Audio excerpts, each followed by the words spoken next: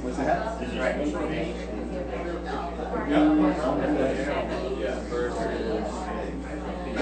Well, I'm teaching the class this fall. Will be your classes.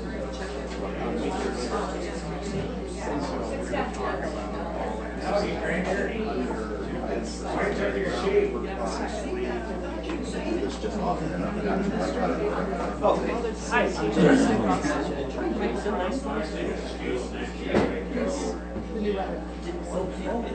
Very good.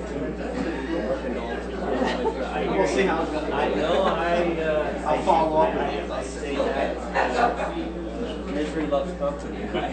Where we all try to. I live in Alpha.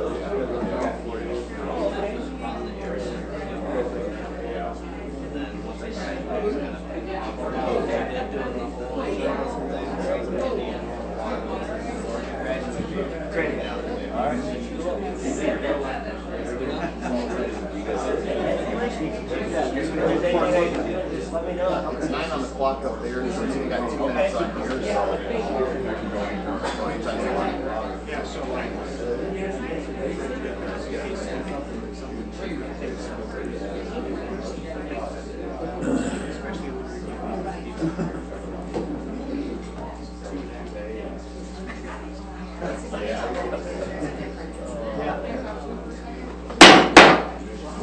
Berry County Board of Commissioners meeting will come to order.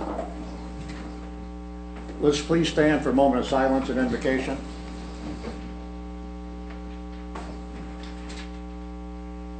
Thank you, Lord, for the opportunity to come together today in Berry County Courthouse. It's a beautiful day you've provided us. Be with us all as we seek to always find the right path and what's best for Berry County. I pledge allegiance to the flag of the United States of America and to the republic for which it stands, one nation, under God, indivisible, with liberty and justice for all.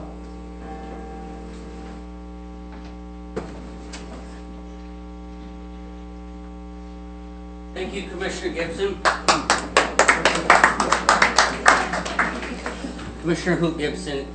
Commissioner Hoot Gibson is the longest serving member of the Berry County Board of Commissioners, and under state law, the chair has to preside over meetings he is or she is present, and if the chair is absent, the vice chair runs the meeting. So conveniently, I was out of the room to give and allowed Commissioner Gibson to start a meeting, which one of the things on your county commissioner bucket list, right? No, thank you, Commissioner. So for the purposes of attendance, the clerk will call the roll. Campbell. Here. Connor absent. Geiger. Here. Getty. Here. Gibson. Here. Jackson. Here. Smoker. here. Thank you, Madam Clerk. Approval of written agenda. At this time, any member of the public may ask for an item to be removed from the consent agenda and placed under items for consideration. That is a proper request. Without objection, item B off the consent agenda will be moved under items for consideration. Are there further such requests? Hearing none, does any member of the board wish to change the agenda additionally? Hearing no such request, and without objection, the agenda is approved as amended. Reports from state and county officers. Does any state or county officer or their representative have a report to share with the board? Hearing none, we'll move ahead.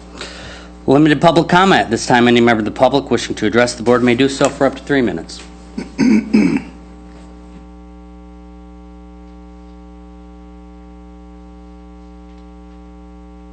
Good morning. My name is Brian Harrison. I work with AdvisaCare Home Health Care. We're a statewide home care agency serving those in Berry County as well as other counties across the state. We work with Medicare, Medicaid, those injured in auto accidents and those injured in work accidents as well.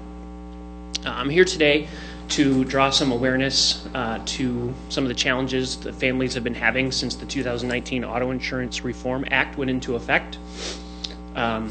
First and foremost, we want to make it very clear it's not our intention to ask the county, or any even state legislature for that matter, to undo the reforms that were put in place. However, we are seeking at the state level, as well as with county support, amendments to the fee cap that has been placed on home care to care and serve those that have been injured in auto accidents pre-reform as well as now post-reform. As a part of the package that happened in 2019, home care providers are now only eligible to collect 55% of what they were collecting in 2019, meaning our bill and collection rates of around $30 per hour to send in a certified caregiver into a home to keep an injured party at home are now being reimbursed as little as $14 an hour. As you can imagine, we can't get anybody to do the work for that level, and so we've been advocating at the state level for almost 16 to 18 months now, seeking an amendment to this, and unfortunately it hasn't happened yet, and so we are going to counties now to share in the challenges that the residents in your counties are facing, maybe unknowingly, but certainly are true in facing. So I'm here today just to again draw some awareness. Hopefully we would be placed on an upcoming agenda. We do have some sample resolutions that have been adopted by other counties, and would love to be able to have an opportunity for some question and answer at an upcoming meeting as soon as possible to again encourage the state to act. We understand this isn't a typical county issue. However, we do believe it is a resolution that does have some weight at the state level and some importance, given the fact that it's not simply an acknowledgement of someone's years of service, which those resolutions are wonderful. We appreciate the work everybody puts into their county, nor is it something like the Second Amendment that is more of a constitutional resolution that can be controversial. And so I ask that we are placed on the upcoming resolution, and hopefully we can have a discussion to share more about what families have been going through following these changes. So thank you very much. Thank you. Is there further public comment?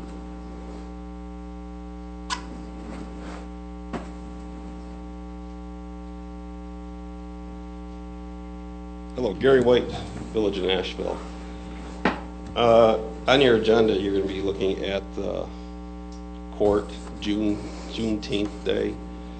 I guess my request on that, if you've read Justice Zara's dissenting opinion, it's fast approaching. I would like to see the commissioners make it a 1 year, give your administration time to address the issues that he talked about, representing people. And so I said you would have had to read it to understand what I'm talking about. But instead of giving 4 days off through your resolution, just do the 1 year, 1 day. Once again, give your administration time to look over and see how best to address the other, as I said, Zara's administration. Quite often you have public comment. And once again, I'm going to say you don't have no place where you're really going to talk about what the people here have told you time and time again. When it comes to the building over there, people have asked you to do things on it. Really evaluate it, do the business analysis on it. So I would still like to see you change your agenda where you can actually address the public comment issues, and so other than that, thank you.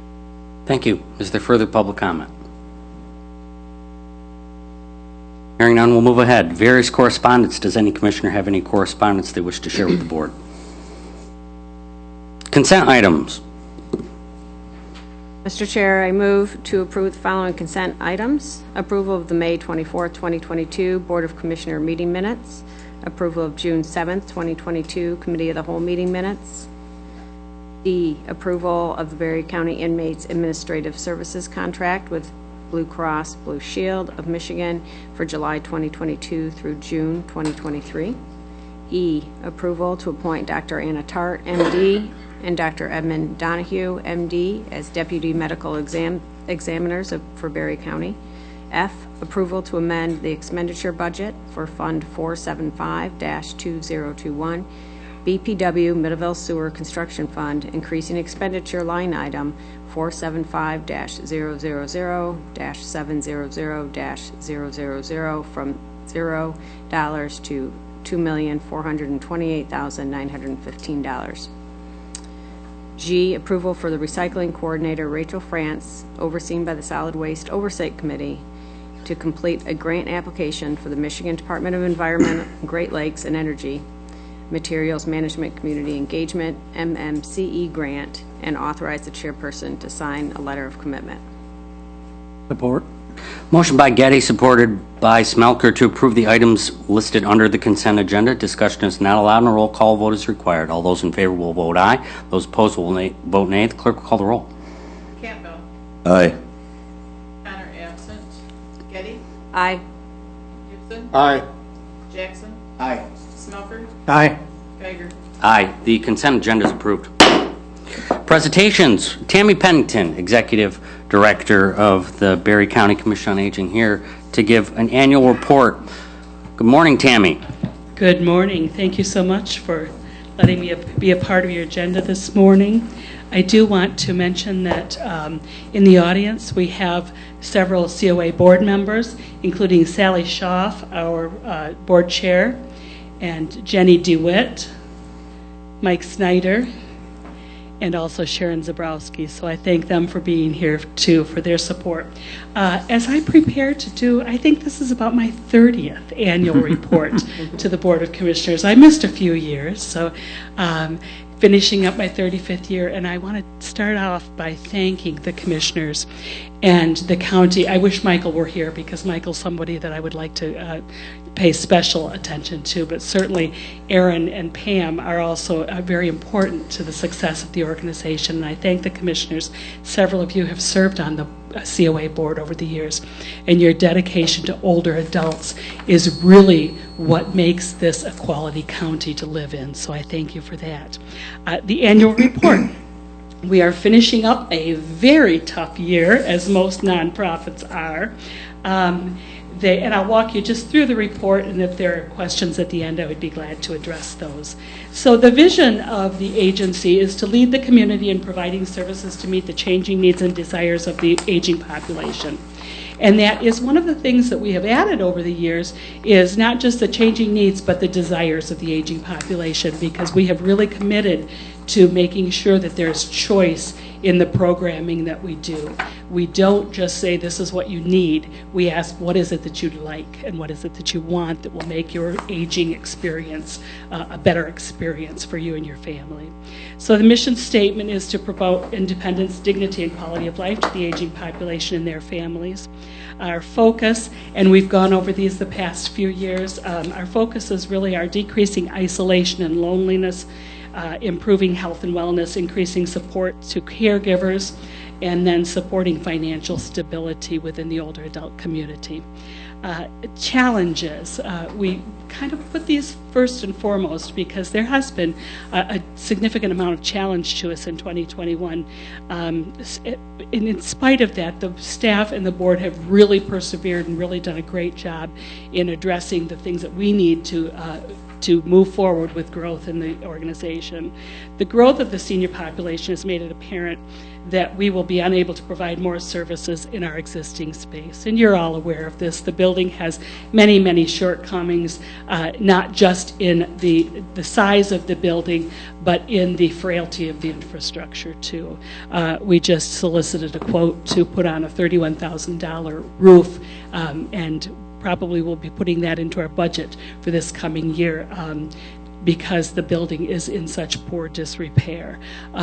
We have a real concern about black mold in the building, and what the staff and what the seniors, a lot of our seniors coming into the building, not just those in adult day services, but the people that are using our congregate dining and our exercise programs, they have compromised breathing and lung capacity, so that's a real concern for us.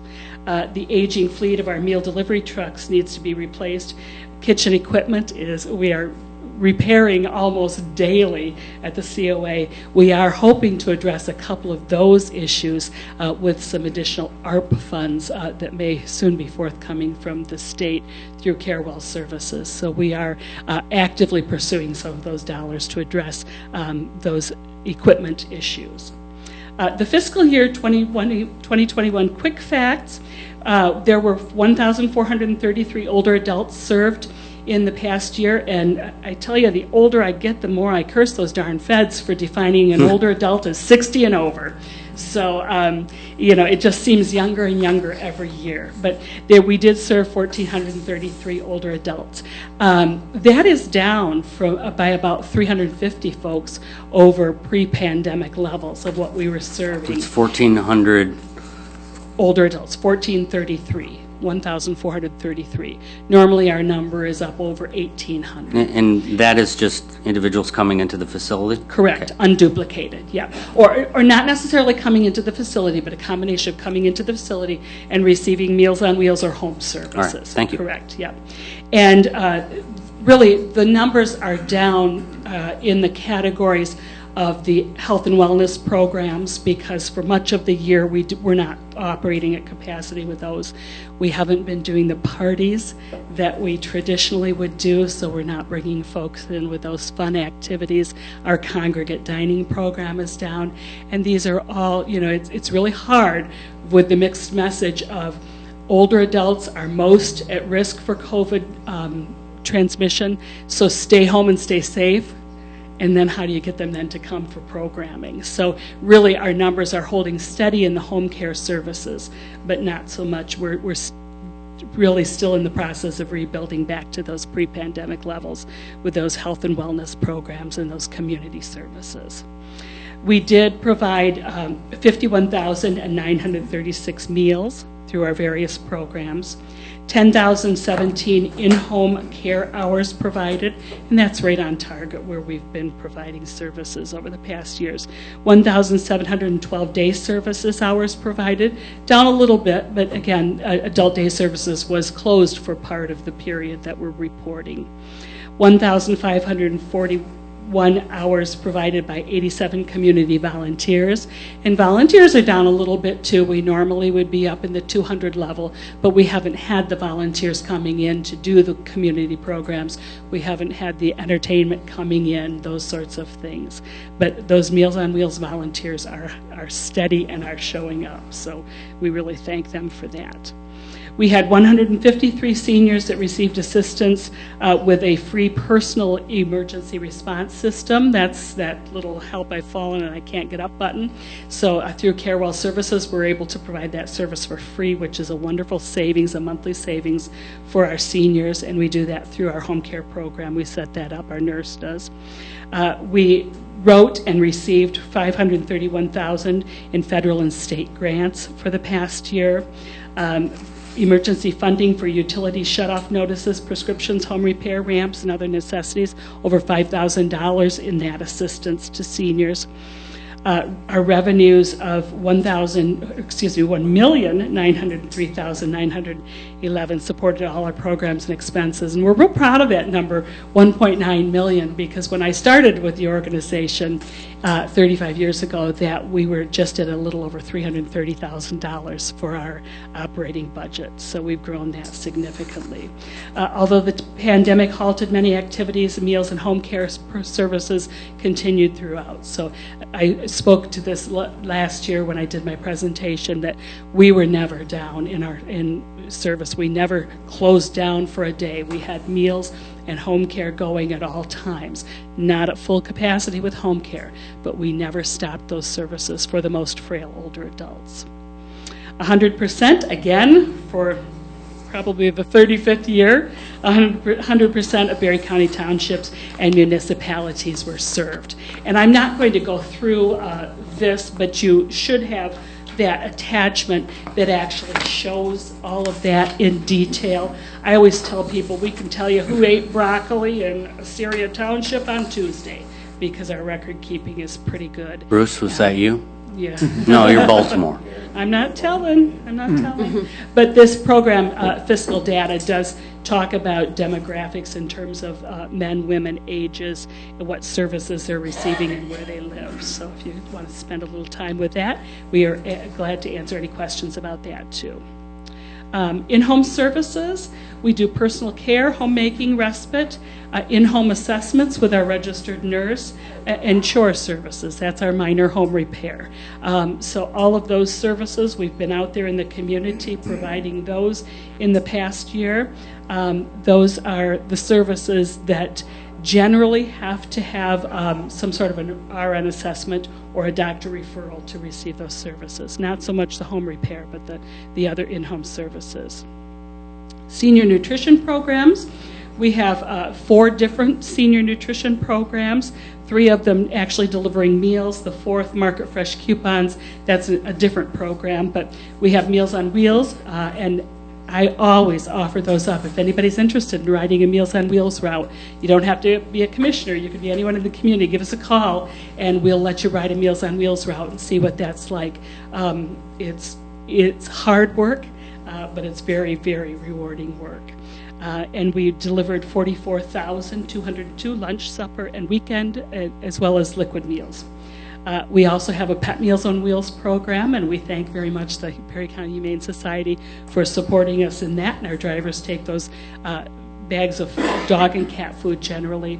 I don't think we're doing rabbits or parrots at this point, but you never know. Maybe a pot-bellied pig. So. Congregate dining, that's our group dining, and we have that available in Hastings, Woodland, and Delton. We unfortunately did close our Nashville Dining Center this year, but we subbed it out with a restaurant dining program at Jack and Judy's Country Kettle, and we've actually served more meals through that program than we did the full year with our dining center, so it's proved to be a very popular program. The Senior Meal Choice Program, that's that dining program, and that's available in Delton and Nashville and Middleville. So that's a little limited program, but none of those programs look at income in any way. Those are available to any senior age 60 and over.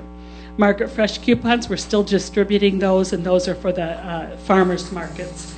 And those are a free program. That's one of our few programs that we do look at income eligibility, and that's a requirement through the USDA, who funds in part that program, and then the COA board funds it as well. Adult Day Services on the back sheet. Adult Day Services is going strong. We lost, unfortunately, a number of our participants to placement and death during pandemic. It was a tough season for older adults, those 3 years. But Adult Day Services is back. Our coordinator retired, Diane Neeb, retired in November, and we have replaced her with a registered nurse. So we now have, for the first time, we have 4 registered nurses on staff. So we're pretty proud of that. Medicare Medicaid Assistance Program. I sat down for that yesterday. My husband is losing his health insurance. I've always covered his health insurance. So now poor Chuck has to get his own health insurance. He's got to go on Medicare. So I sat down for free with Chuck and a Medicare counselor, and she walked us through the difference between Advantage plans versus Medigap, and I know nothing, but we'll get there. But well, hopefully Chuck was served well. Yeah, he left a satisfied it's a great customer. program. Lots of great information with that, and that's a core. We have a staff member who coordinates that and does some of the counseling, but essentially it's volunteers that do that service. Community-based services, essentially the health and exercise, arts and crafts, painting, live music, lots of great things going on in the building. Come on up. Volunteer opportunities. We always have volunteer opportunities for lots of things. Coming up in August, mark your calendars. August 18th is our big summer picnic on the front lawn, and every one of you could be a volunteer serving coffee and visiting with folks and delivering meals to them during that fun event. Thank you. COVID-19 put a damper on many of our planned annual fundraisers. Our holiday silent auction, trivia night, spaghetti supper, just a few of those. Our walkathon, we held it, but with a new twist. That was out at Charlton Park, a nice little partnership there. And we were successful in the past year in raising $12,813 for the Meals on Wheels program through that walkathon and all of those little events associated with that. And I really encourage you, participate in some of those things. Come to the spaghetti supper. It was lasagna this year, but come to a supper. Come to the summer picnic. Come participate in a walkathon. It's a reward that really pays deeply for your soul. Let's see. A new era. 2022 marks the beginning of a new era as we say goodbye to several of our board members and our staff, longtime staff. We have had the luxury at the Commission on Aging of having longevity in buckets. We have, and I think that probably Brian will appreciate that we're having as much difficulty keeping direct care staff as anybody else. I have home care aides who have been with me more than 20 years, but those days are coming to an end. It's really difficult to find those people that are dedicated to do that home care, and especially with gas prices. When I've got home care staff who are going from client to client to client, maybe seeing 6 different people in one day with the gas prices as they are. And the IRS rate is fixed for reimbursements, so they're really not doing well with those, and I worry about losing more of those home care staff as they head off to factory jobs where they can get a steady income and not have that gas rate.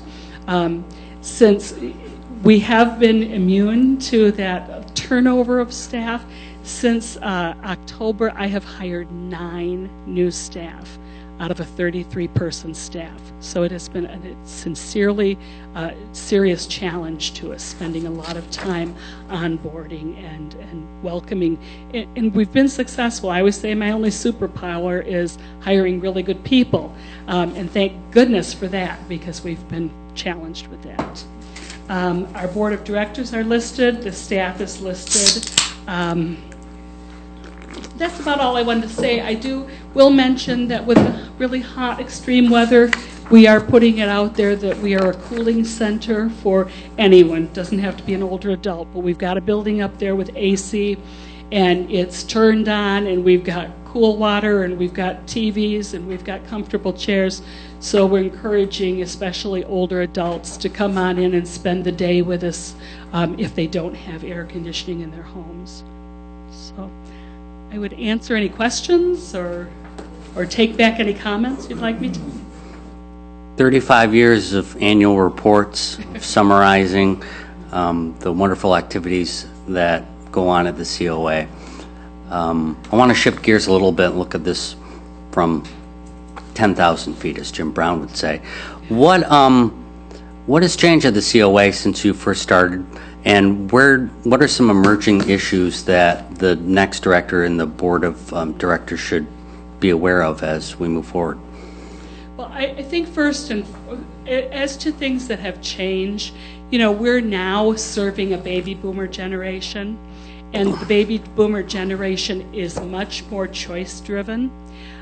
They don't want to be institutionalized. They want to receive home care services. They want to age in place in their homes. And not that that's a particular shift, but we're seeing the numbers that are just growing and growing and growing with baby boomers who are needing services. The real big shift that I've seen in 35 years is the number of older adults, I'll call them junior seniors, the number of junior seniors, folks in their 60s who have severe chronic disease and need much more extensive care than we used to see when they were younger. So we're helping people live longer, but unfortunately they're getting sicker earlier. So that's a real challenge for the staff. Trying to keep folks in place with the challenges of it's hard work, it's very physical work, taking care, bathing someone, helping them in and out of a shower, doing their laundry when it's in the basement, so that they're going to stay safe. So keeping the staff is a challenge that the new director is going to have to face. The other thing is the building. There's a lot of insufficiency with the current building. We just kind of switched around some office spaces again. IT has been up there trying to, move computers and phones and everything to try to get things right-sized within the building. But the fact is that we're always limited by the size of our dining room. We're limited by the size of our adult day services. We're limited, there was a lovely opportunity to bring on a greenhouse when the Positive Directions moved out of the day center out at Algonquin Lake, but we don't have the space to put something like that. So we're really limited, and I'm starting to be concerned about the safety of the building. The rains this spring started to compromise the entryway to the building, so you can see that the roof is kind of sagging around back. You can see where the cracks in the foundation are starting to buckle the windows a little bit. So those are the big things that I see. But there are opportunities galore too, because this is really, I always tell people that I have the best job in the county, and that's because I work with older adults. And there's no better group of people, and I'm not just saying that because I'm one, but there's just simply no better group of people to work with. They're hardworking, they're appreciative, they're willing to do what they can, but willing to accept some help too, and together it's just a lot of opportunity. Well, you're one of the most optimistic people I've ever met, Tammy, and because of that optimism, because of who you are, it's led to the success of our COA. Open it up to questions or comments for commissioners. We'll start with Commissioner Getty. I don't, just thank you. I have family members that benefit from COA services, and nothing but, glowing comments, so thank you. Mr. Smelker.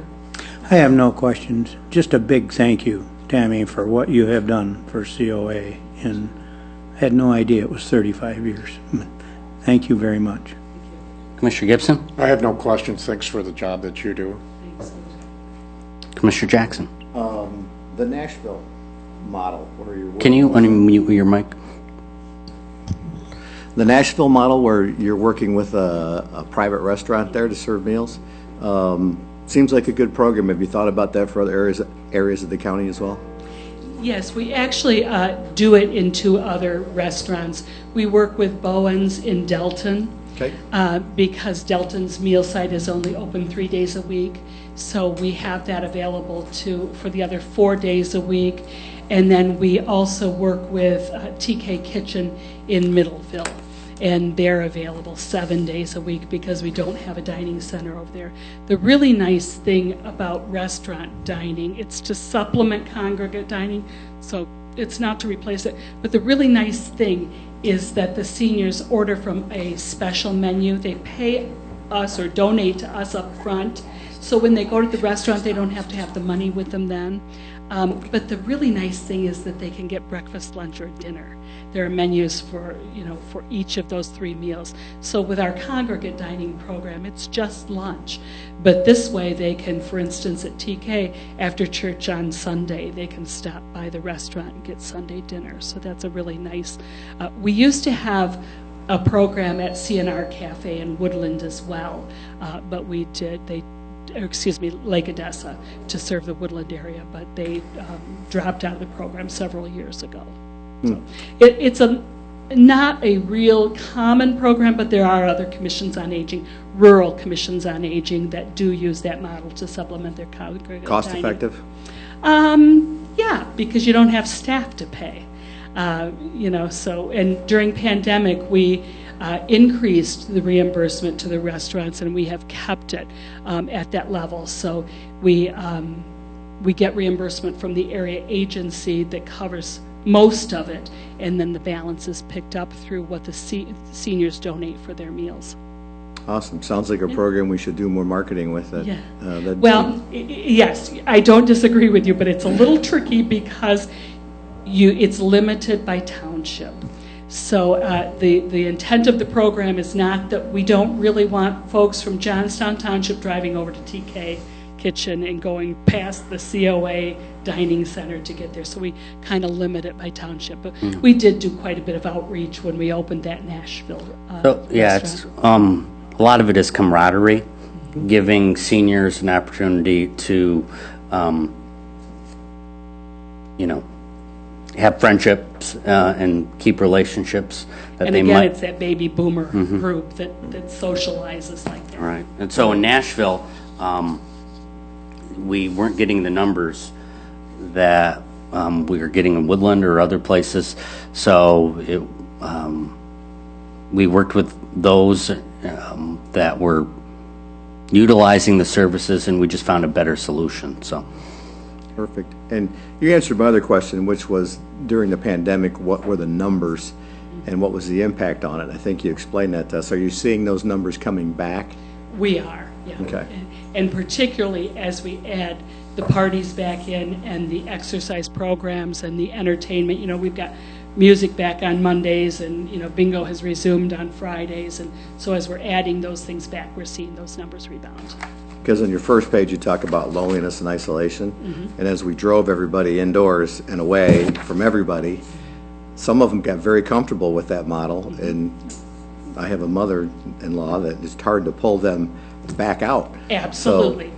And we were not, I'll say right up front, we were not very successful in connecting folks, with via internet and virtual services. We tried to hook some folks up with some programs available through the state, but just technology resistant, and hopefully that's something that will change. I say my predecessor really has to be techno savvy so that we can bring those baby boomers kicking and screaming into the 21st century. Some of those Zoom meetings with seniors were interesting. So, All of them. Yeah, absolutely. Thank you for your years of service to the county. Very appreciated. That's a lifetime of dedication, so that takes a big heart, and you've done an awesome job, so thank you. Thank you. Commissioner Campbell. Hi, Tammy. Hi, Bruce. Thank you so much for all your service you've done, and especially for everything you do. You always keep a bright light shining on the county, and that's great. Thank you. Tammy? Well, I've always worked for Berry County first and the Commission on Aging second, so Yeah. Well, it seems insufficient, but thank you for. thank you.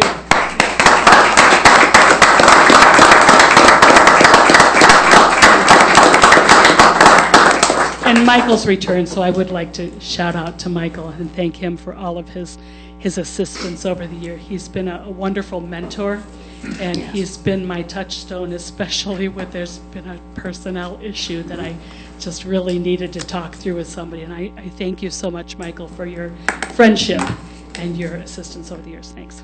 Thanks, Tammy. Public hearings, we have none. Items for consideration. I'm going to begin with the requested consent item.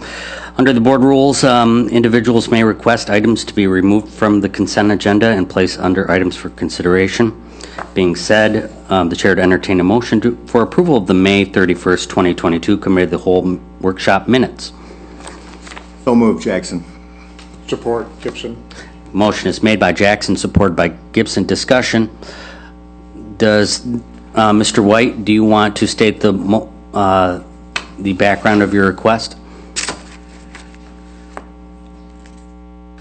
Yes, in the minutes, it says Courts and Law Building, Titan Center, Courthouse, and Annex are all at capacity at this time. I'm requesting the Annex 1 being at capacity at this time. I know I've asked to get a tour of that, and also of the garage, just to see what the possibilities were of that.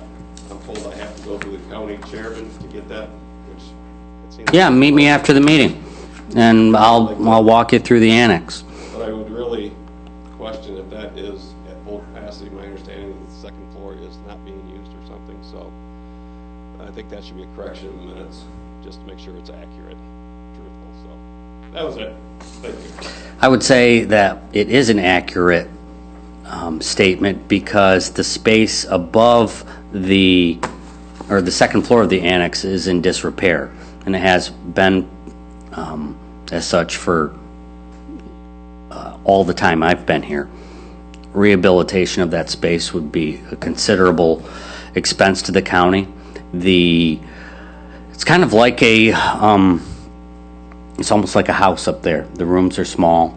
The space is not usable. So at this time, the county is at capacity in terms of space. But to Mr. White and to anybody else that wants to see the second floor of the annex, I would be happy to show you that space. I toured the annex last week. Shocking, isn't it? With Michael, and grounds and maintenance is using a lot of the bottom floor of that building for storage, for equipment, for all kinds of things that are utilized in the county, from paper to salt to different things like that. And the upstairs is also being used for storage as well, and not readily accessible and not safely accessible based on what's going on. So I would agree that it is not usable and it would be considered at capacity at this time. Is there further discussion? Hearing none, the question before the board is approval of the May 31st, 2022 Committee of the Whole Workshop Minutes. All those in favor say aye. Excuse me. Without objection, we'll have to take a roll call vote on that. Hearing no objection, the clerk will call the roll on the question. Connor, absent. Getty, Aye. Gibson, Aye. Jackson, Aye. Smoker, Aye. Campbell, Aye. Geiger. Aye, the item is approved. Commissioner Jackson. I move for approval of item A, approval of prepaid invoices in the amount of $7,462,880.43. Second. Motion by Jackson, supported by Gibson, for the approval of transfers and disbursements. Approval of prepaid invoices in the amount of $7,462,880.43. Is there discussion? Hearing none, the clerk will call the roll. Getty, Aye. Gibson, Aye. Jackson, Aye. Smoker, Aye. Campbell, Aye. Connor, absent. Geiger. Aye, the item is approved. I move for approval of item B, approval of claims in the amount of $61,889.30. Second. Motion by Jackson, supported by Getty, for the approval of claims in the amount of $61,889.30. Is there discussion? Hearing none, the clerk will call the roll. Gibson, Aye. Jackson, Aye. Smoker, Aye. Campbell, Aye. Connor, absent. Getty, Aye. Geiger. Aye, the item is approved. Item C, I move for the approval of commissioner reimbursement mileage in the amount of $389.61. Support. Motion by Jackson, supported by Smelker, for the approval of Commissioner reimbursements mileage in the amount of $389.61. Is there discussion? Hearing none, the clerk will call the roll. Jackson, Aye. Smoker, Aye. Campbell, Aye. Connor, absent. Getty, Aye. Gibson, Aye. Geiger. Aye, the item is approved. I move for the approval of item D, adoption of resolution number 22-09, resolution to approve and authorize execution of agreement for police functions and responsibilities between the Village of Middleville and the County of Berry. Second. Motion by Jackson, supported by Getty, for the adoption of Resolution 2209, a resolution to approve and authorize execution of agreement for police functions and responsibilities between the Village of Middleville and the County of Berry. Is there discussion? Hearing none, the clerk will call the roll. Smoker, Yeah, aye. Campbell, Aye. Connor, absent. Getty, Aye. Gibson, Aye. Jackson, Aye. Geiger. Aye, the resolution is adopted. I move for approval of item E, approval of the attached letter of understanding amending Article 26-Holidays, Section 1 of the Berry County Courthouse Employees Association Bargaining Agreement, effective June 1st, 2022, adding Juneteenth, June 19th, as a paid holiday, and authorize the chairperson to sign it. Second. Gibson. Motion by Jackson, supported by Gibson, for approval of the attached letter of understanding amending Article 26 Holidays, Section 1 of the Berry County Courthouse Employees Association Bargaining Agreement, effective June 1, 2022, adding Juneteenth, June 19th, as a paid holiday, and authorize the chairperson to sign it. Discussion. So, commissioners, The federal government, President Biden signed into law last year a new federal holiday, which is Juneteenth, which, if you're not familiar, it commemorates the emancipation of enslaved Black Americans. It has been celebrated across the country for generations, but now it is becoming a formal holiday. The state of Michigan has different controls, or different institutions are in charge of different parts of our state government. And so our state Supreme Court, which really has the authority to control all of the courts in Michigan, declared a court holiday for Juneteenth, which is a worthy thing to do. However, this does affect every local court in Michigan, including our courts, because we have the Board of Commissioners kind of controlling one part of the county government and then the courts controlling another. So at this point, some of our employees will get a paid holiday to recognize this Juneteenth, but others would not. So every county in Michigan is grappling on how we should deal with this. This is going to be a holiday moving forward. So I reached out, Vice Chair Connor and I talked with the union leadership, specifically the Berry County Courthouse Employees Association, that has membership in the general government category here in the county, but also the courts. That union is divided really into two parts at this point. There will be some members that get the day off and some members that don't. So I encouraged the union leadership, if they wanted to make a formal request to have the day off, to submit it to the board for consideration. So they have done that. They have submitted a letter of understanding that would give all county employees the day off. Oh, courthouse. All courthouse employees, excuse me. So that's what we are considering. I know Judge Doherty is here and would like to speak on this.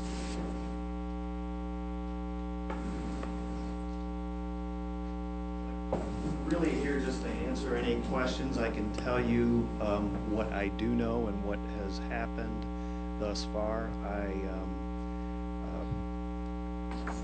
personally have had contact with Chief Justice McCormick and the State Court Administrator, Mr.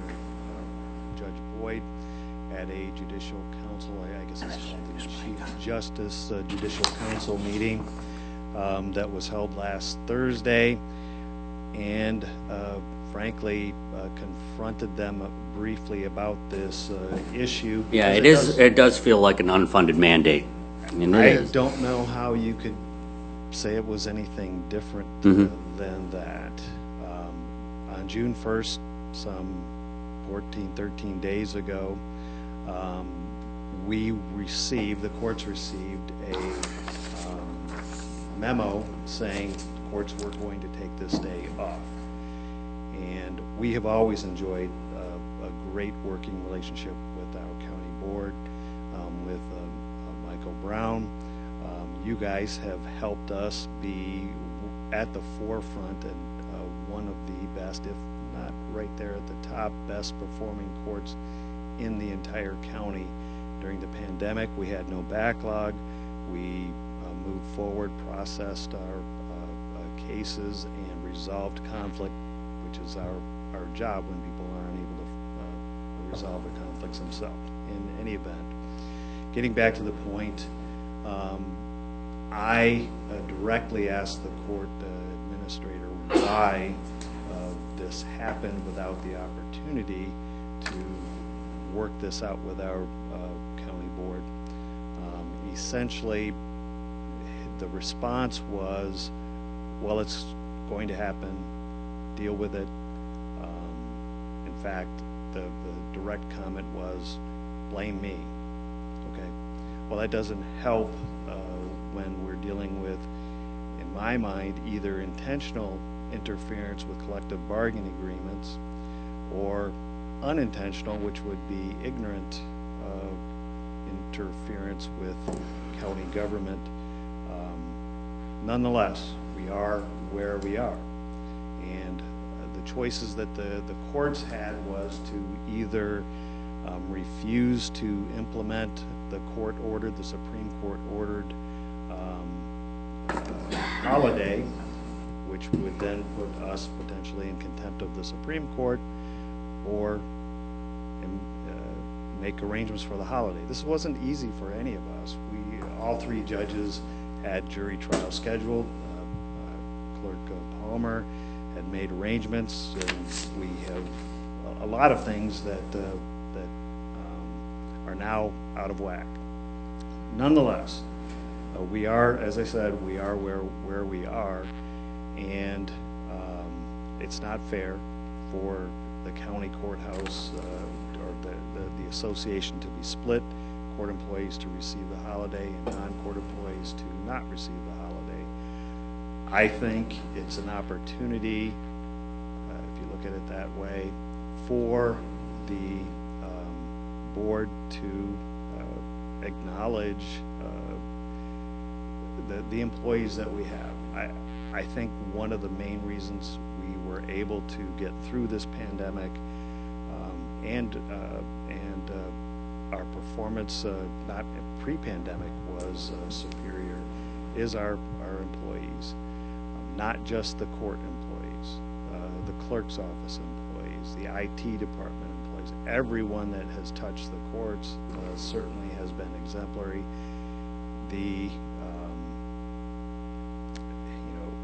As has been mentioned several times by several departments, everyone's struggling to keep their employees and maintain their employees. I guess I would suggest that we make this a holiday for the entire county, not trying to be political, but just trying to give our employees an additional benefit. I certainly would answer any questions that Okay. be presented as best I can. Thank you, Your Honor. Any questions? John? Isn't there some options too, like the one-year thing? The thing that I read, that there was options where you didn't have to make it only for 1 year? Well, there are lots of options because nobody told us what to do. So it's really what the county board sees fit.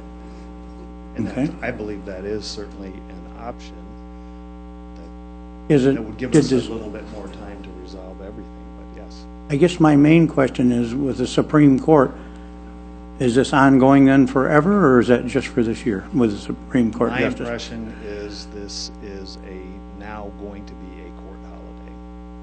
In fact, that's directly what they told me. Yeah, I've never seen a holiday given and then taken away. The rest of the state, as I understand it, has already implemented this as a holiday. The court simply told the Supreme Court told the courts this is a holiday moving forward. In fact, one of the things that the state court administrator told me directly, and at this meeting, he said, I'm going to revoke any local administrative orders that do not include this Juneteenth as a holiday. So the court, we are going to be ordered, the courts are going to be ordered to be shut every Juneteenth holiday. And for this year, we're talking about June 20th.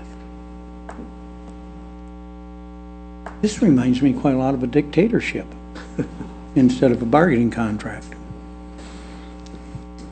Can't disagree. Commissioner Jackson? I agree, it is an unfunded mandate. It would have been an awesome idea if the state Supreme Court would have had this consideration back in January versus June to give us some time to pivot and work through this versus having this kind of come upon us in more of a 911 fashion where it requires immediate action. Or how about give us a year? Right? Give us an entire year to. Give us some time to work on it. I reached out to some friends and my daughter who works in the East Coast. They've celebrated Juneteenth and had that day off for several years. I don't know if she said 5, 6, 7 years, whatever the case is. So it is a holiday that's been ongoing in other parts of the country for a long time, just not so much here in the Midwest or here in this area. We have a very interesting hiring environment, as we know, everywhere in the county. And I think, in my opinion, that when you're giving one set of employees the day off and not the other one, it becomes an issue of internal equity. So I believe that we have great employees. They do a good job. They've pulled with us through this. And although I'm not happy with the fact that it's an unfunded mandate coming through, I think we have to keep that principle in mind with internal equity with all our employees.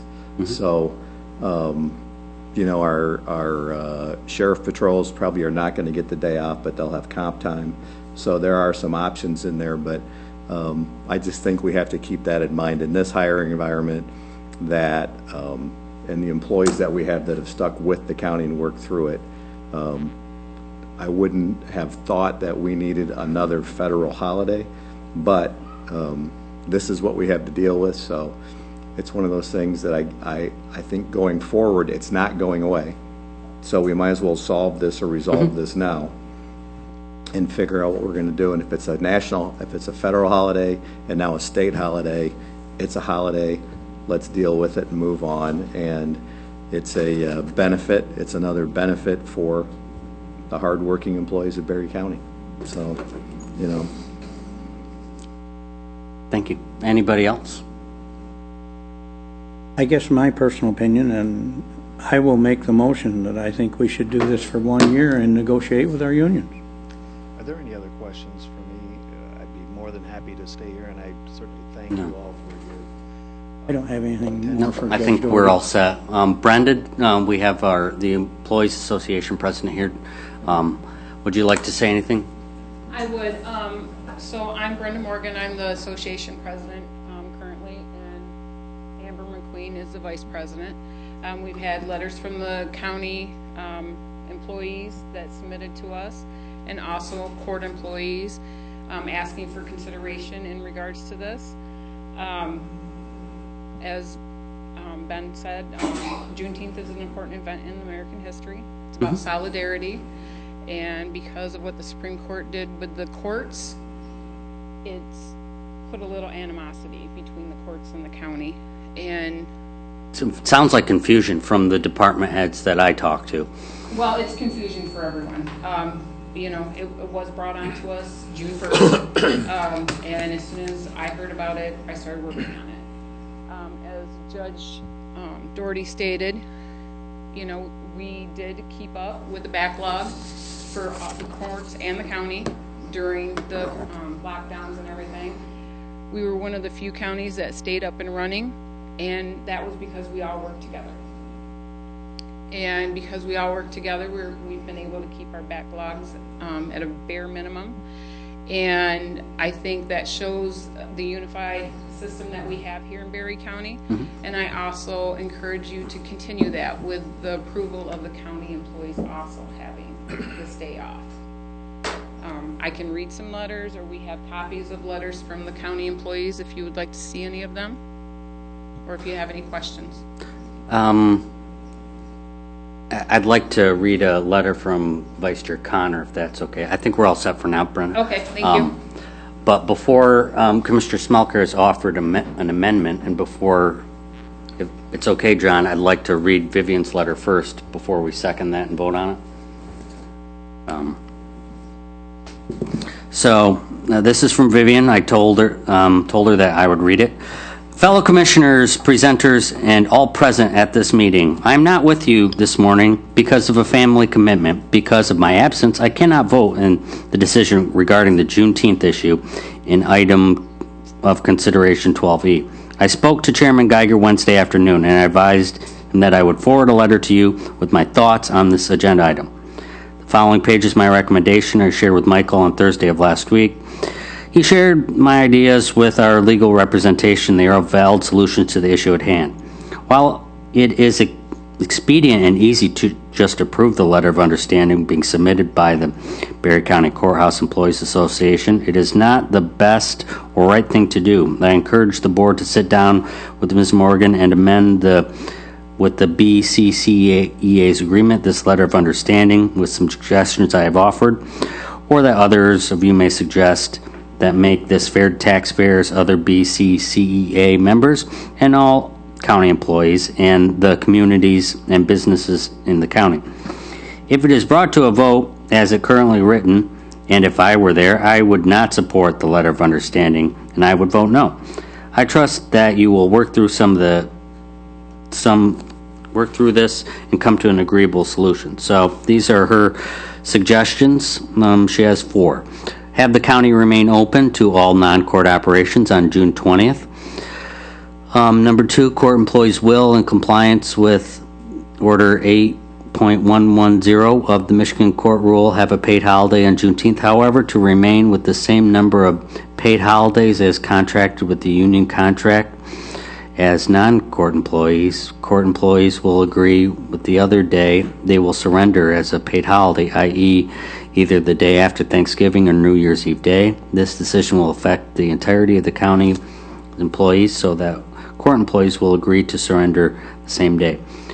Number 3, non-court employees' holidays will not change, as they will continue to observe the contract and holidays as agreed. And number 4, the letter of understanding would be enforced for the remainder of the contract. If the Supreme Court should change the rule or act with the Michigan legislature to change the state holiday for all employees, then at the time another solution and letter of understanding would be need to negotiate, perhaps similar to item 2 as above.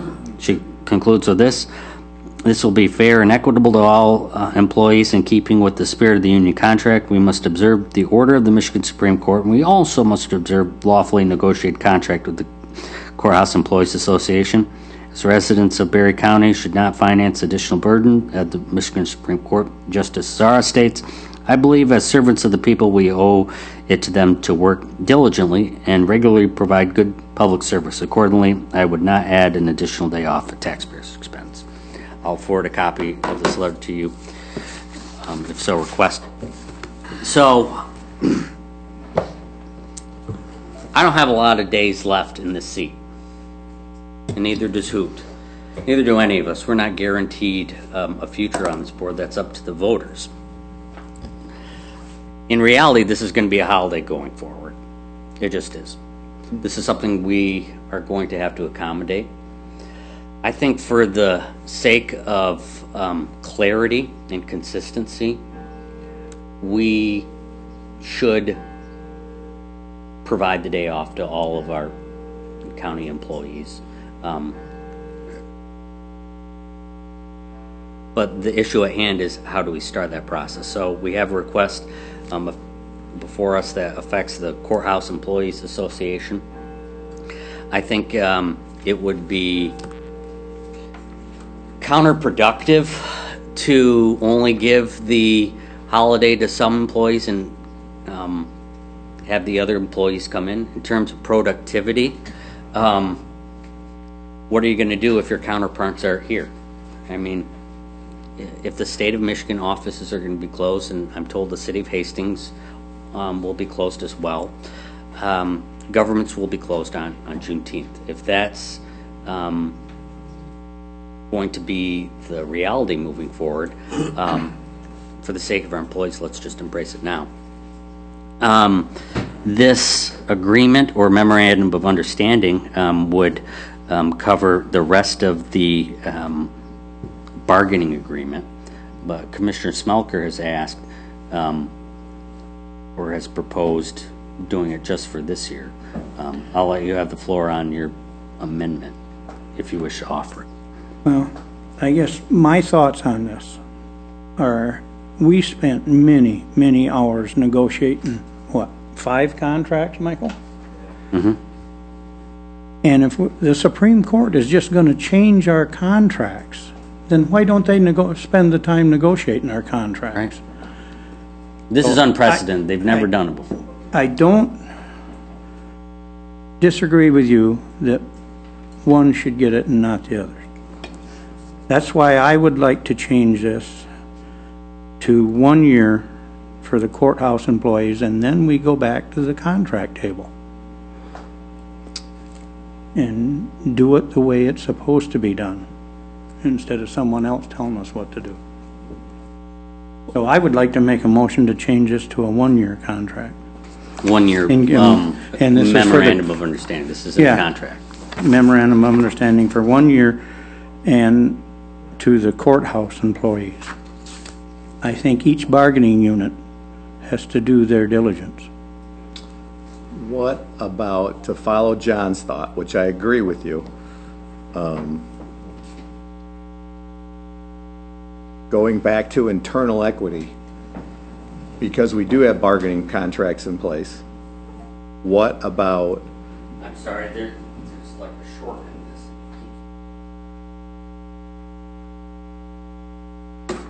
there we go. That'll solve it. What about looking at, we know some employees are going to get Juneteenth off based on, but what about comp time for county employees? So although they're going to work under their existing contract, if you offer 8 hours of comp time for all county employees this year, that gives us time then on a 1-year basis to go back in and renegotiate those contracts, because this isn't going away. I mean, you're going to have this holiday going forward. So, but if we want to make it equitable for all county employees, you could do something a little different than saying carte blanche, the county shut down on Juneteenth, but you could offer comp time and then give us some time to work through those bargaining agreements and correct them. I would say anything short of saying the county is shut down on June 20th is confusing. And I would further say that if employees have the choice between coming in, if the employees have a choice whether to come in or not on a paid holiday, I can guess what they're going to choose. But I would not disagree with you, Dave. We do need to provide clarity going forward. The urgent issue at hand is the county open on June 20th? That's the real issue here. We are not, this proposal doesn't affect the sheriff's office, and we don't have time to provide clarity on that. That will be an issue moving forward. So, Michael, have any insight on this Yeah. you'd like to share with us?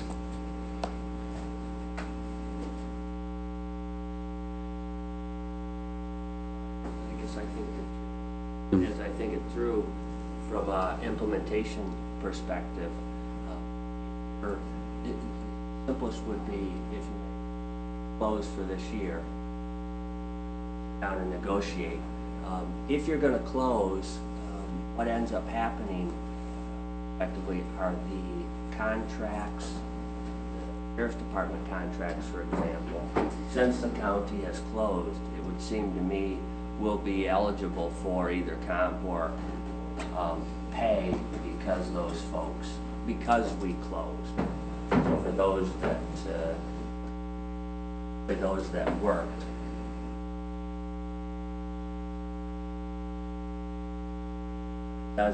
That becomes more complicated. Other groups, particularly, Commission on Aging, Transit, and some others, normally they have followed suit when the county closes, but it certainly is not, it's like a snow day. It does not make things easy. Do you have a recommendation on this? Yes, I like your thought that I would extend it to the courthouse folks. Actually, I would extend it to all of our groups. I think it becomes difficult with the deputies and sheriffs, those other bargaining groups that we've bargained with.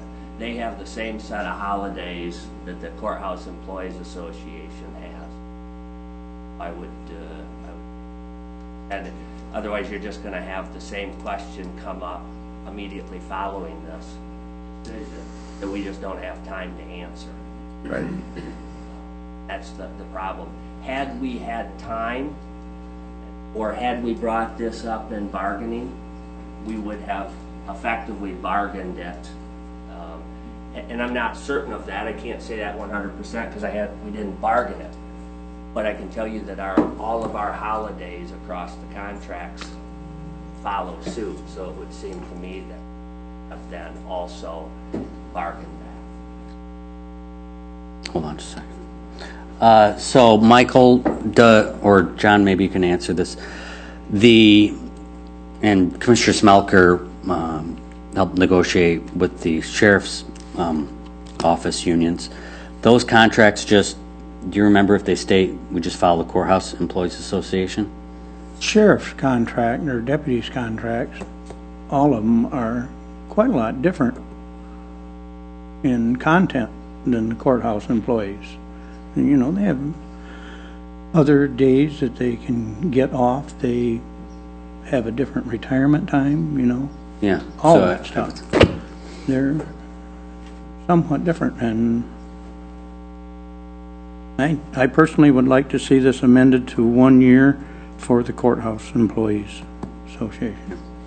We do have a question from the audience.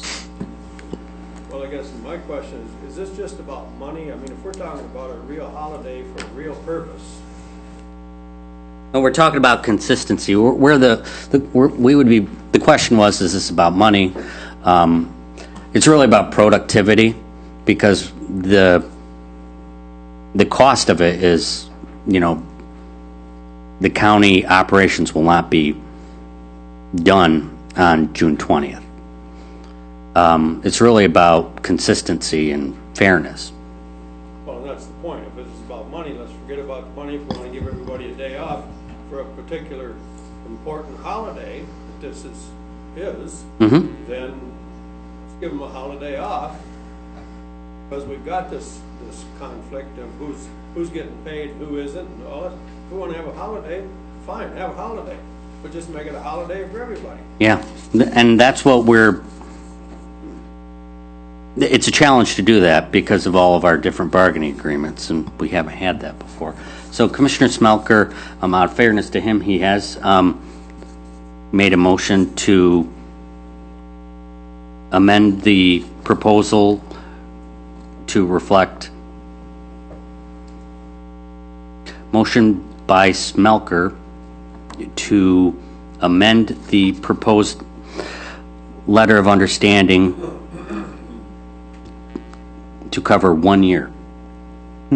And I would be up to the whole county, you know, kind of strike the courthouse employees. Oh, this letter would be just with the Courthouse Employees Association. Well, that's the only one we can do today? No, what you could do is amend the proposed letter of understanding to be just for 2022 and extend the offer, or I guess I don't know what the motion would be. Maybe we could do it, basically extend it countywide. Why don't we vote on this and then have another motion to make it a holiday countywide? So, John? Keep it simple. What Dave is proposing you propose is have this letter, be 1 year. So, motion by Smelker to amend the letter of understanding to be for 1 year. Is there support? Support. There is a motion and support for the amendment. Discussion. We have someone from the audience. Yes. I'll repeat what you say if you want to stay there. In your request, it says funding required. It says no, there's no funding required. It's an unfunded mandate from the state of Michigan. What is this really going to cost the county Right. overall? So it's not exactly a truthful statement, but it's not an untruthful statement, because you're just giving a full day off, but you're getting no production for that. So the, I'm saying there, what John's saying is trade a holiday out there. I also heard you state that once a holiday is there, it's not there. Go back and look. We used to have Lincoln's Day. We used to have Washington's birthday, I think both of those. And they ended up combining those and went down to President's Day. So at some point in time, you can't keep on having federal holidays and paying for them off. So to renegotiate, figure out that holiday, which day they would possibly have to give up, is not a bad idea, because you already went through negotiations. Little justices get out of there. okay, before I forget what you started saying, I'll summarize. The question was about what is there a direct cost to the county, because the agenda request said no funding was required. However, we did discuss there is a cost. So there is a cost, but there isn't a cost in terms of a budget amendment. There would be no change to the county budget in terms of the approved budget that was passed by the Board of Commissioners. However, when we don't have employees here at work, there is a cost. You look at County Road Commission, they would get a day off. That'd be one less day of production. So I said there's, are they different? They're different. They are different. Better time then. I think you go with for that reason, because it's thrown at you. Okay. It's a reaction, it's not a well thought out. All right. Thank you. Is there further discussion? The question before the board is approval of the Smelker Amendment, which amends the letter of understanding to be for 1 year. Is there further discussion? Hearing none, all those in favor of the amendment say aye. Aye. Aye. Opposed, nay. The amendment is adopted. The question now before the board is approval of the amended letter of understanding between the Berry County. The question now before the board is approval of the amended attached letter of understanding, amending Article 26 Holiday, Section 1 of the Berry County Courthouse Employees Association Bargaining Agreement, effective June 1st, 2022, adding Juneteenth as a paid holiday, and authorize the chairperson to sign it. Discussion? Brenda, are you still here? I am. So you've heard, the board has approved an amendment to make this for 1 year, as you just heard. I'm not going to be here next year. But it will be important for the board to provide greater clarity of, we're going to have to work through our contracts to make sure it's for everybody. Is this acceptable to you and your members? We can sure talk about it, but I just wanted everybody to know that the Berry Eaton County Health Department was granted this day already. Yep. In the contract negotiations, so just to make everybody aware of that. And that was something we bargained. Correct. Mm-hmm. Because, yeah, theirs closed a little bit later, So this would provide, go back, approval of this amended agreement would provide clarity. If you work in that courthouse, it's going to be closed on June 20th. So I think that would be good for your members. Would you agree? That would be good for the members as far as reopening contract negotiations. I would have to speak to our lawyer in regards to that before I agree to any of that. Because there may be other things that we would also want to reopen. Thank you. Further discussion? Hearing none, we'll proceed to vote. The clerk will call the roll. Campbell. Aye.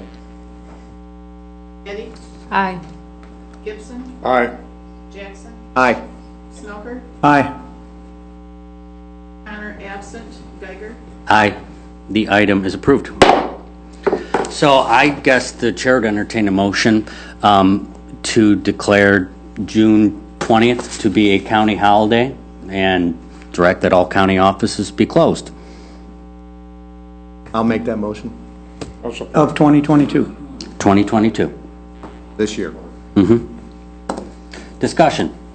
You got anything? I need to clarify, John, a statement I made, and John was more accurate. With regard to the sheriff's department, so your corrections sergeants, sheriff's deputies, and deputy sergeants, they have the same number of holidays, 12, that the courthouse employees have. But they have 7 that are defined and 5 floating holidays. Floating holidays? So, and they do that, as I recall, for staffing purposes, floating holidays. So effectively, for parity, extending this holiday to those 4 bargaining groups as well would create parity. But it's not clear if we had bargained whether that would have been acknowledged as one of the holidays that would have been listed, or just a floating holiday. So for clarity and to follow up on John's comment.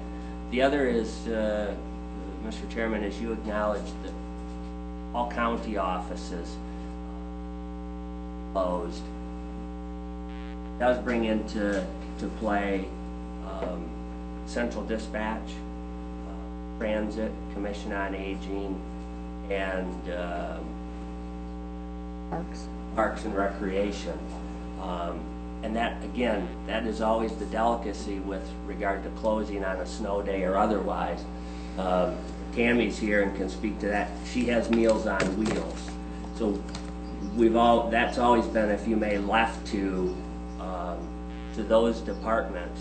They establish their own holidays and rules. Generally they follow the county. I would think that you look to the bargaining agreements, the sheriff's department bargaining agreements, and then the non-reps and department heads at the courthouse, but that those other agencies would be made aware and ultimately would make their decision. Central Dispatch specifically, they have a bargaining agreement in place. They bargain with their employees, so we can't effectuate their decision. And I'm aware of that. This isn't an order that I could just mandate that the road commission be closed on June 20th. This is more of a recommendation that the road commission close their offices on June 20th. So you're saying they could choose to stay open? They could choose to stay open. I would recommend that they be closed. Right? Might as well make it confusing for everybody. Let them debate it and make their decision, so. Yeah. I think in some of the budgets, like in 911s and other ones, COA, is there monies there to give another day off, or was that budget figured tight enough for 2022 that this is going to cause some hardships? You know, we don't know this. I know one of them. So if the Supreme Court was intending for us to have an exercise in coordinating all units of county government, they have succeeded. Hopefully it doesn't take longer than one full day of work to do to figure this out. But I'm going to amend my motion. I think that's a good idea that they make their own decision, because there could be people that have medical appointments that day and the transit needs to get them to their appointments. So I think they ought to make their own decision. All right, I'll withdraw my motion. Is there an objection? There's hearing no objection, the amendment is withdrawn. Okay, so we've approved the letter of understanding with the Courthouse Employees Association for 1 year. And it will be the responsibility of either this board later this year or the next board to provide clarity across the county government for years going forward. Any further discussion on this? So you're withdrawing the motion. Are we not closing county offices? We it is a county holiday for the courthouse. The courthouse will be closed. The Courts and Law Building will be closed. The Titan Center will be closed. Really, it's general government departments. So the courthouse campus will be closed. Would you concur, Michael? There should be nobody at work on June 20th in the courthouse complexes.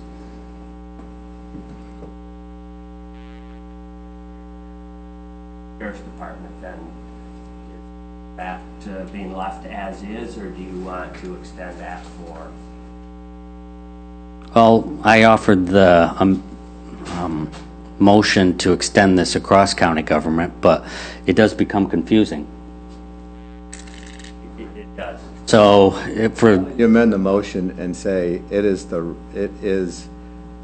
that Berry County Board of Commissioners is going to recognize June 19th or June 20th as an official holiday for 2022. That county employees will have that day off, and it is at the discretion, you don't have to add that, but at the discretion of other departments, but at the discretion of those departments. So, Okay, well, the chair would entertain a motion to declare Juneteenth a county holiday for 2022 and recommend that all county offices be closed on June 20th, 2022. I would support that. So the motion is made by Getty. Is there support? support. Support by Jackson. Motion, but hey. Why get? I recommended it. So the question now before the board is to declare Juneteenth a county holiday for 2022 and recommend that all county offices be closed on June 20th, 2022. Any further discussion? Hearing none, the clerk call the roll. Connor, absent. Getty, Aye. Gibson, Aye. Jackson, Aye. Smoker, Aye. Campbell, Aye. Geiger. Aye. Motion passes. So Juneteenth is a county holiday for 2022. Will be recognized on June 20th, 2022, and is the recommendation of this Board of Commissioners that all county offices be closed in recognition. And the mandatory ones will operate how they have to. It is the recommendation of the Board of Commissioners that all county offices be closed. They can operate at their discretion, as needed. Unfinished business, we have none. New business, we have none. County Administrator's report. I'm all set, thank you. Chairperson's report. I have received a letter from General Capital Group, the firm behind the Friend of the Court property development proposal, also known as Titan Lofts. They have amended their proposal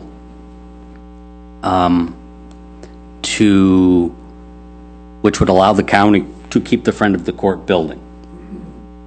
They are requesting they're requesting that the county sell them part of our parking lot. So they have heard our requests and our concerns and have amended their proposal. I will have this up for recommendation at our next meeting. But I would like to move on this and get this done by the end of the month. So we will have an amended proposal to consider next week. Can I ask a question on You this? can. As long as you're not asking for a day off or... Any possibilities on if we give up some parking lot of getting some more somewhere? We're always looking to make a deal. Seeing you're on your way out, I'm making you in charge of that. Yeah, we can discuss that. I think the important thing is we have to be good partners in developing our county.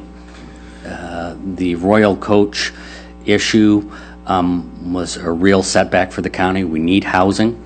As I go to door to door and talk with folks across the area, folks recognize that there's a real housing shortage here. This development will be good for Hastings and will be good for Berry County, and we want to be good partners in that. So that's just my perspective.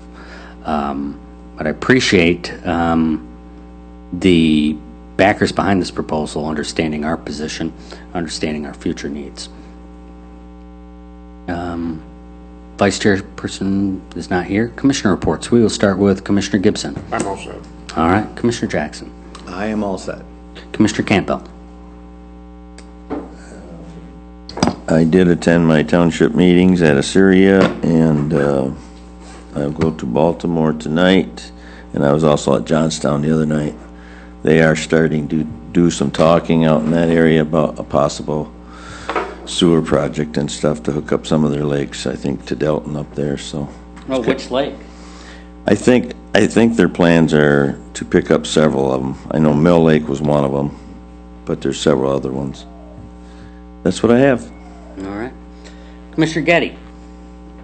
I also attended some township meetings. Yankee Springs Township, their construction is going to begin soon, and they don't expect any disruptions in the precincts for the August primary.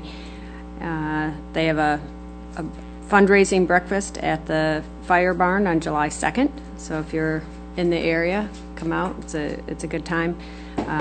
In Middleville, the DPW director, Alec Belson, and former village manager, Dwayne Weeks, are acting as interim managers.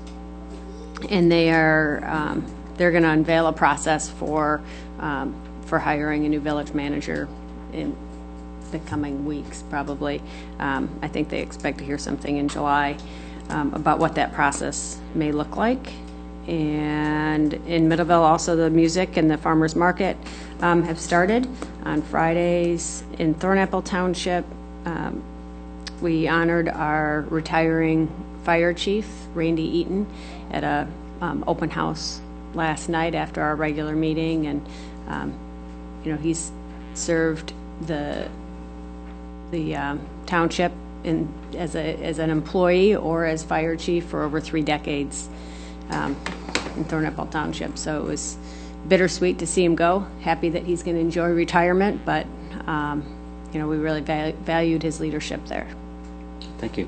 Commissioner Smelker. My meetings start in middle to the end of the month, so I'm good. Thank you. Thank you. Limited public comment this time. Any member of the public wishing to address the board may do so for up to 3 minutes. The mini touch screen that the chair has, or chair has at his desk, died, so. Oh, Gary White again, Nashville. When it comes to Tammy Pennington, I have one of those COE cards. We talked. I also heard her talk about the baby boomers. When you look at the development over there that's possible with the rent housing structure, you'll find out you'll have seniors that are ready to downsize that might be moving in there. Make it easier for the laundry and things like that. So it's something to consider. I'm not sure why you want to hang on to the building with what they're offering to do with that building over there. I'm not sure that you've done a market analysis on it yet to see what the value is of parking or what the value is of that building, what you could do if you got rid of it. When I seen how the can of worms got opened up today with the contracts, I'm just sitting there. Action needs to be taken.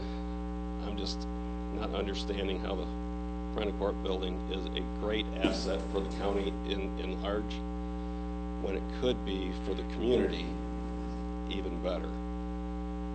Because when you look at what they're looking at doing it with it, opening it to the public,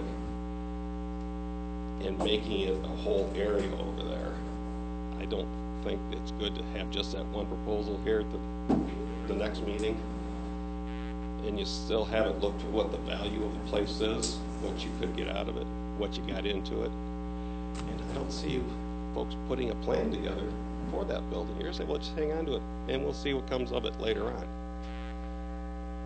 It's taxpayer dollars that you're using over there. I think you come in, have two proposals ready for the whole thing and maybe for the parking lot. Then look at that. As I said, seniors will be moving into these complexes. It makes it easier. Transit, I hear the parking is a problem. Traffic, I doubt you'll ever see 5 cars moving out at the same time of that parking lot. Not everybody moves at 8 o'clock in the morning. The only time you're gonna have is when they have an event there that the county won't have. So I think you just need to really look at the whole thing and be ready for that action. But understand how much you want to pay for that, or how much you want them to pay for it. So get an appraisal on it. What is the value of that? And then if you do that, what could you do with that? As I said, build a jail, tear the old one down, you have real estate over there. You need to put a whole plan together for the county, not just keep on piecemealing things. Thank you. Thank you. Is there further public comment?